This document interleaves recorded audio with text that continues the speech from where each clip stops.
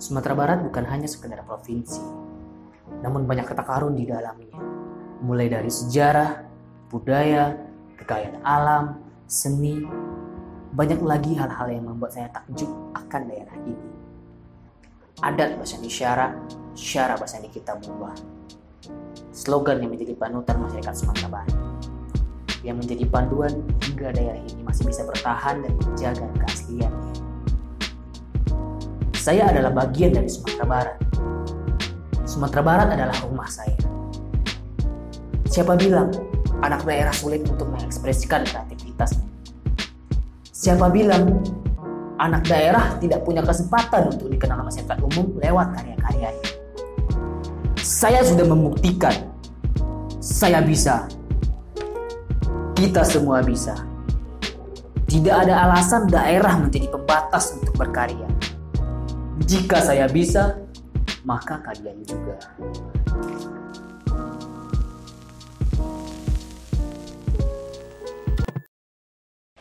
Halo Bang Boy. Halo. Selamat datang di Nampak Kilas. Ya. Kali ini kita mau tanya-tanya sedikit dengan Bang Boy. Kira-kira Bang Boy mau nggak jawab? Oke, siap. Baik, pertanyaan pertama ya Kak. Siapakah itu Boy Chandra? Boy Chandra siapa ya? Anak Pak Mahyunil kali ya? Anak Pak Mahyunil. Bagaimana masyarakat mengenal seorang Boy Chandra? Siapa ya? Mungkin orang mengenal saya dari kegiatan menulis saya gitu ya. Dari 2011 saya udah mulai menulis. Dan buku pertama 2013 terbit. Sekarang sudah buku ke-15 mau ke-16. Senang nggak sih dengan persepsi masyarakat tentang Abang atau malah membuat Abang terbebani karena harus menjadi apa yang diinginkan oleh masyarakat? Enggak, aku nggak pernah memaksa diri untuk menjadikan apa yang diinginkan masyarakat. Aku tetap menjadi diriku sendiri. Jadi tidak pernah terbebani.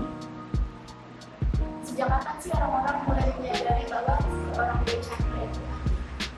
Nggak tahu. Tanya orang-orangnya dong. Kalau aku mah nggak tahu. Sampai sekarang aku ngerasa biasa aja gitu. Jadi kayak jalan ya biasa aja gitu.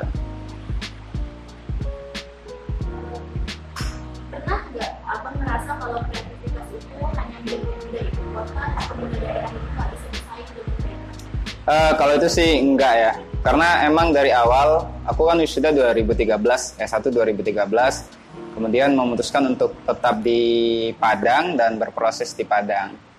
Kalau dulu-dulu mungkin ada pandangan kalau misalnya kita mau sukses harus ke Jakarta gitu. Tapi aku sih ngerasa itu nggak zamannya lagi gitu, dan kita bisa berkarya dari mana aja sebenarnya. Boleh cerita nggak kenapa Bang Boy memilih dunia tulis-menulis itu sebagai wadah untuk Bang Boy buat Kok kamu yang grogi? Harusnya aku yang grogi ya. Boleh cerita sedikit nggak kenapa Bang Boy memilih dunia tulis-menulis sebagai pilihan Bang Boy karya yang sebelumnya pernah nggak sih memikir untuk berada di dunia lain gitu, Bang tulis-menulis? Justru sebenarnya dari dulu tuh aku nggak kepikirannya jadi penulis sih. Aku kepikiran malah dulu tuh pengennya jadi aktor. Jadi aktor, jadi pemain sinetron gitu ya, film. Terus kemudian pas SMP aku mikirnya pengen jadi anak band, musisi, tapi ya gagal. Sampai di satu titik aku nggak tahu mau jadi apa lagi, dan setelah aku renung-renungi, ternyata aku dulu suka menulis. Dari SMP aku pernah jadi tim mading di sekolahku, MTSN Simpang 4. Dan itu sendirian cowoknya, jijik kan? Iya. Nah dari situ sebenarnya pas SMA aku suka nulis lirik lagu. Nah pas kuliah aku ngerasa di titik terakhir itu kayaknya aku bisa jadi penulis. Jadi dari situ aku mulai belajar tuh, dari 22 November 2011 itu aku mutusin untuk jadi penulis dan fokus belajar sendiri. Apakah Abang memilih dunia tulis-menulis itu ketika Abang udah jenuh gitu dengan dunia musik, karena Abang udah kerja di musik, jadi sebenarnya aku ikut musik dan aku emang nggak punya kemampuan yang pas untuk itu sebenarnya, cuman karena keras kepala aja. Terus aku juga pernah ikut stand up comedy, tapi itu sendiri di kampus gitu ya, nggak gabung komunitas karena ya waktu itu belum seramai sekarang gitu. Terus kemudian juga nggak tertarik lagi, aku ikut bikin IO di kampus juga, usaha gitu juga. Abis itu bosan dan ternyata yang nggak beban itu justru menulis, karena aku orangnya suka pemarah. Jadi aku tuh suka marah pada banyak hal yang kalau aku nggak salurin itu pasti marahnya ke orang-orang sekitarku gitu. Jadi makanya yang paling aman itu ya menulis.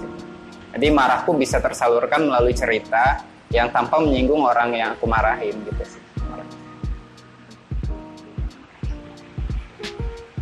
Kalau versi abang sendiri, kira-kira apa sih faktor-faktor yang mempengaruhi orang-orang seseorang itu harus memilih di dunia mana dia cocok berkarya? Lingkungan pasti, lingkungan, kemudian aku sih nggak percaya bakat ya, tapi lebih ke apa ya, minat gitu. Jadi kayak kita sebenarnya senangnya di bidang apa gitu. Nah itu dari lingkungan, dari bacaan, karena waktu kecil aku bacanya Petruk, kemudian pas SMP aku suka nonton apa ya namanya ya, kalau kayak katakan putus itu sekarang apa ya, itu reality show ya. Nah dulu tuh ada tuh yang kayak begituan banyak tuh, katakan cinta segala macamnya, aku suka nonton begituan. Jadi aku emang dari kecil kayaknya udah suka drama-drama kayak gitu. Terus pas waktu di rumahku kebetulan juga ayahku suka musik gitu, jadi banyak lagu Minang sama lagu dangdut. Lagu Minang kan juga sedih-sedih ya, lirik lagu Minang kan sedih semua tuh. Kalau nggak ditinggal nikah ya pasti miskin, ditinggal nikah gitu. Terus merantau ditinggal nikah, atau merantau orang miskin. Nah mungkin dari hal-hal seperti itu terbentuklah emosionalnya jadi lebih ke kegiatan menulisnya. Tadi abang bicara soal nggak percaya bakat gitu. Ya. Jadi abang merasa bahwa semua orang itu bisa melakukan apa aja kalau dia mau. Gitu. Kalau dia mau kerja keras bisa, cuman ada orang yang bisanya cepat, ada orang yang butuh kerja yang lebih keras kayak begitu. Menurut abang mana yang paling utama? Berkarya atas permintaan audiens atau berkarya sesuai apa yang kita inginkan? Sebenarnya berkarya atas permintaan audiens itu aku juga nggak ngerti konsepnya ya. Maksudnya kalau misalnya berbicara masalah berkarya sesuai pasar gitu ya. Pasar itu sih sesuatu yang diciptakan bisa gitu. Aku suka efek rumah kaca, pasar bisa diciptakan gitu. Nah aku termasuk orang yang aku berkarya dengan apa yang aku suka dan aku menjualkan itu dengan cara aku. Jadi ketika aku mulai nulis nih 2011 itu yang lagi tren itu adalah komedi. Jadi ada Angkatan Radit, Alit, ada Pocong gitu, dan banyak banget sebenarnya personal literatur. Nah, aku masuk tuh yang genre galau-galau, quote-quote, tulisan-tulisan prosa gitu kan.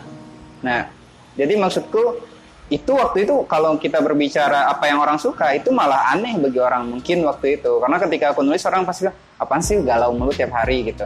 Tapi karena itu dilakukan dengan konsisten, akhirnya pasarnya terbentuk. Justru sekarang pasar yang seperti itu naik lagi kan gitu. Aku pernah nggak pesimis dengan karya abang? Pesimis sih enggak, aku malah kepedean. Jadi aku tuh kayak berkarya tuh kayak apalagi nulis buku. Itu kayak aku nganggap itu anakku dan ya nggak mungkin dong aku pesimis. Cuman aku sadar itu tidak sempurna gitu. Jadi aku sadar itu pasti ada kurangnya yang harus diperbaiki. Tapi kalau pesimis sih karena aku nggak pesimis sih.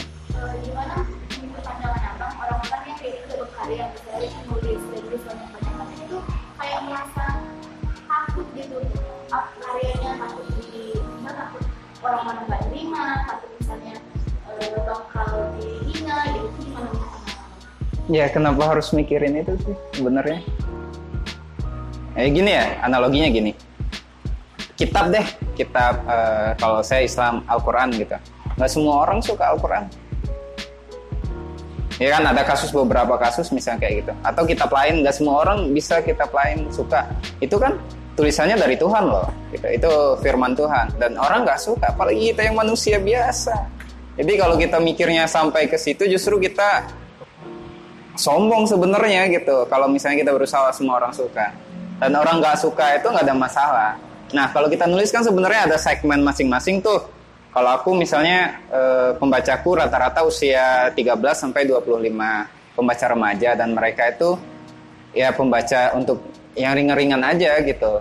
Nah kalau misalnya ada yang mas-mas udah tua gitu bacanya berat-berat nggak suka buku yang aku tulis ya nggak ada masalah karena emang itu bukan segmen dia dan bukan selera dia gitu. Dari versi Bang Boy sendiri gimana cara kita dari kita sendiri gitu mungkin kiat-kiat dari Bang Boy kita tuh mulai percaya diri gitu karena kan Bang Boy bilang kalau terlalu percaya diri gitu kan. Jadi, gimana kita dari Bang Boy bisa percaya diri aja gitu dengan apa yang aku lakukan?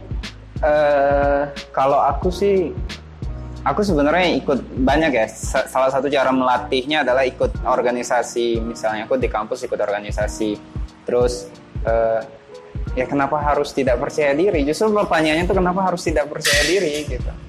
Kalau misalnya kita orang lain ngerasa lebih hebat ya nggak apa-apa. Kalau kita baru mulai ya kita jangan bandingin dengan orang yang udah mulai lama gitu.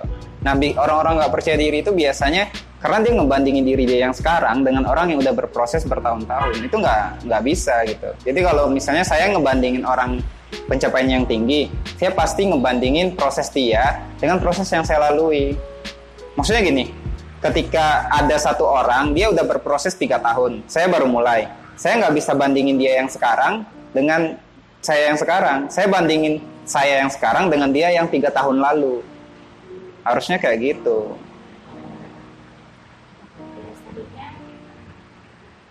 Apakah dari Bang Boy, apakah pemuda Sumatera Barat sudah siap bersaing kreativitas seperti itu?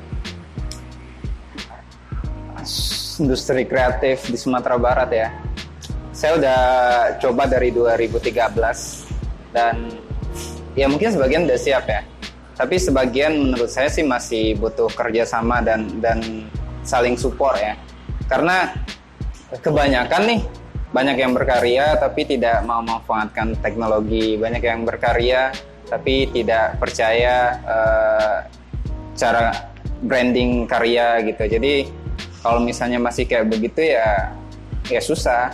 Tapi bagi yang mau sih sebenarnya udah bisa gitu. Karena sekarang kan ada internet. Internet itu kan kayak panggung tuh. Kita punya kesempatan yang sama. Jadi kamu mau di Jakarta, mau di Makassar, mau di Aceh, di internet itu di mata orang-orang di internet itu sama aja. Nah, masalahnya teman-teman di Sumatera Barat itu udah manfaat itu dengan baik atau belum? Gitu. Iya, karena kalau misalnya kita di daerah, satu-satunya yang paling mungkin dan murah itu adalah memanfaatkan media sosial dengan baik. Soalnya kalau kita bayar iklan di televisi misalnya atau di koran, boro-boro mahal banget gitu. Kalau media sosial kan tinggal kuota doang sama bikin konten gitu. Kira-kira apakah sulit untuk mengekspos sebuah karya untuk daerah untuk Sumatera Barat? Kalau saya sih sebenarnya ada 2 hal. Yang pertama itu konten, yang kedua itu konsisten. Nah, selama kita mau menjaga kualitas konten, selama kita menjaga konten kita dengan baik dan konsisten, itu bisa. Nah, persoalannya kan nggak yang dilakukan oleh beberapa orang nggak seperti itu. Saya bikin konten nih bagus banget, tapi bikin kontennya cuma 1 kali setahun kan? Ya nggak bisa juga gitu. Atau misalnya konsisten tapi nggak jaga kualitas konten ya nggak bisa juga gitu. Jadi kalau kita dari daerah ya yang harus dipertimbangkan ya konten dibikin serapi mungkin. Kalau bisa emang kita ambil satu segmen yang jelas kayak gitu. Jangan tiba-tiba horor, tiba-tiba lagi ini prank segala macam, malah nggak jelas gitu. Nah kalau mau naik sih bikin konten yang konsisten, bikin konten dan konsisten gitu. Kira-kira di bawah apakah karya-karya pemuda Sumber itu bisa punya kesempatan untuk dikenal di Indonesia nggak? Tapi dengan catatan tetap tidak mempertahankan budaya yang bagus. Banyak sebenarnya banyak. Cuman ya lagu Minang juga di Jakarta dikenal orang kok. Iya kan banyak. banyak banget. Karya saya juga beberapa bahas tentang lokasi di Sumatera Barat gitu, dikenal orang juga.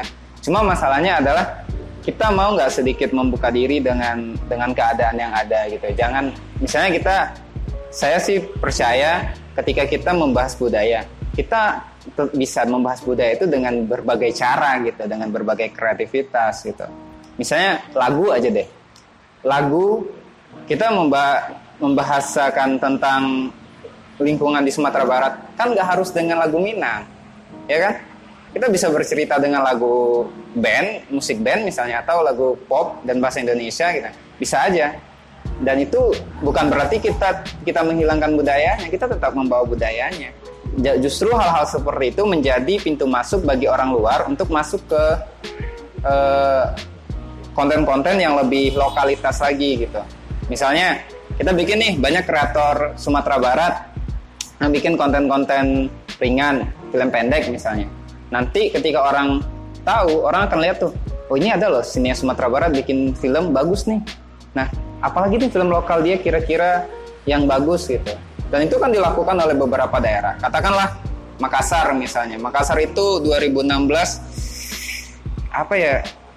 Yang apa istilahnya tuh kawin yang dibayar itu uang panai. Nah, itu rame banget loh. Di Makassar kan banyak siniasnya, dan mereka tidak otomatis cuman lokal aja, tapi emang ada yang kontennya dengan umum, kemudian lokalnya berimbang gitu. Tapi kalau lokal aja ya dan tidak memanfaatkan media sosial dengan baik ya emang akan susah.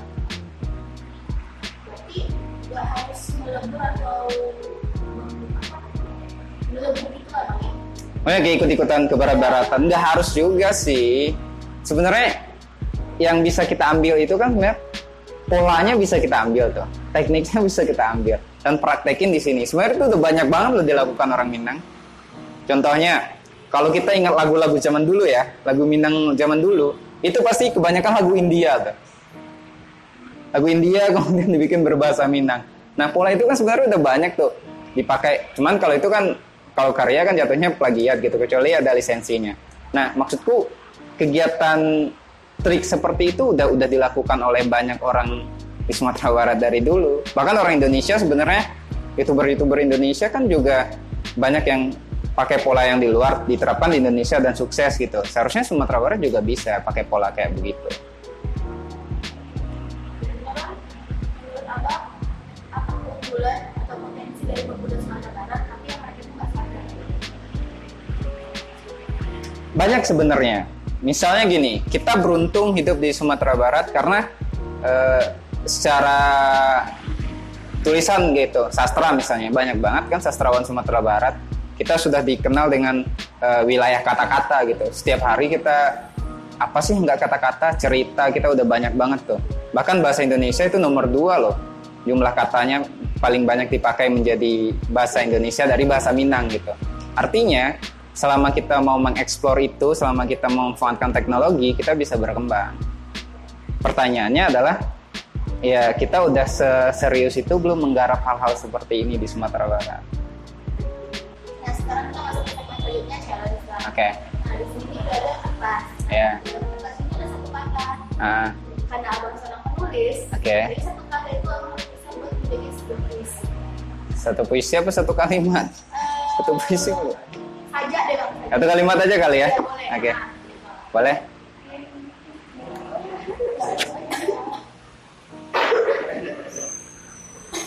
Ini berapa? Oke, ini cepet ya? Iya. Ada tangan. Bikin kamera bang. Tangan ya? Oke.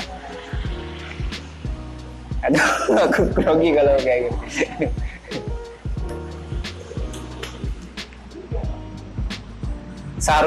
Seharusnya di tanganmu ada genggamanku, bukan genggaman dia yang membuat hatiku malah menjadi pilu. Udah ya? Oke. Nah, jadi tiga. Oke. Boleh.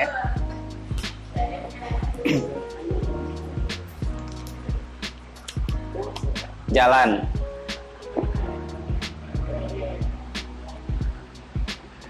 Tidak ada jalan lain yang bisa kau tuju selain diriku, maka berhentilah mencari cara untuk menghindariku.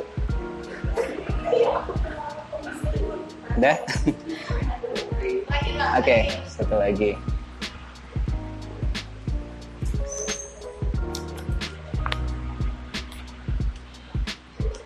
Rumah.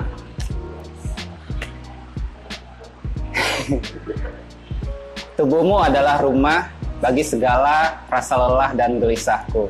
Maka jadilah tempat pulang di setiap petang hariku. Ada? Oke. Oke. Oke. Nah, closing statement-nya. Sebenarnya, nah kita berkata untuk abang untuk pemuda-pemuda Sumatera Barat gitu, bisa sarannya, harapan kedepannya gitu. Jadi sebenarnya dalam 10 tahun terakhir itu aku punya misi sih. Kalau misalnya kita tidak berani tumbuh dari kota kita sendiri dan selalu tumbuh dari kota orang lain, artinya kita selalu membesarkan kota orang lain gitu. Jadi kalau misalnya kita mau membangun kota kita sendiri, ya tumbuhlah dari kota kita sendiri. Boleh merantau, tapi tidak seharusnya merantau terus-terusan gitu. Itu sih. Karena mungkin nanti saya akan merantau juga. Tapi maksud saya adalah, kenapa tidak coba dulu di kota sendiri? Kalau sudah habis cara, kalau emang harus merantau ya baru merantau. Tapi kalau emang ternyata bisa di kota sendiri, mending di kota sendiri. Terima kasih teman-teman sudah menyimak. Silakan di-subscribe ke channel ini. Saya Boy Chandra, sampai ketemu lagi di lain kesempatan.